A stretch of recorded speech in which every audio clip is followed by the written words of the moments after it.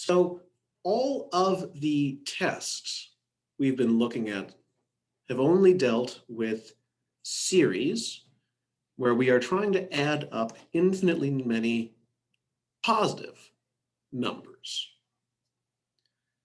So maybe I have some zeros in there. I can just throw those out. Adding 0 to something does not change the value of it.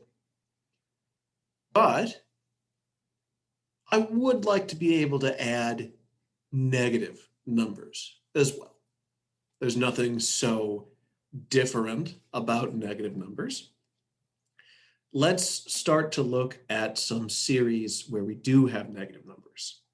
Maybe the easiest of these is a series who has a formula like the ones we've already studied, except that I'm going to change the sign of that summand. I'm going to flip it back and forth every time I look at the next number on the list. So in my formula for my summands, I'm going to have -1, say, to the power n. So that way, when n is even, I'll have a positive value. When n is odd, I will have a negative value. It just alternates. So the name for a series like this is an alternating series. And every single alternating series will have some kind of -1 to the n minus 1, or maybe a -1 to the power n, depending on whether we start out with a positive number is the first thing we're adding, or a negative number is the first thing we're adding. So these kinds of series will have their own kind of convergence rules, because none of the ones we've looked at so far apply to series which include negative numbers. So this is just saying I can always get that -1 to the n power, or the n-1 to the n minus 1 power. The test that we can use for alternating series is just to ask, if I'm thinking about this series in terms of -1 to a power times a positive number, are the positive numbers getting smaller? So I'm jumping back and forth on my x-axis. If I'm jumping by less and less every single time, then I will have convergence. So how do I know that's going to happen? So just as a quick visual example, here is my x-axis. Say here is x equals 0. The first thing that I do is I add the first number in the series. Maybe that's a1. Then I'm going to subtract the number after that.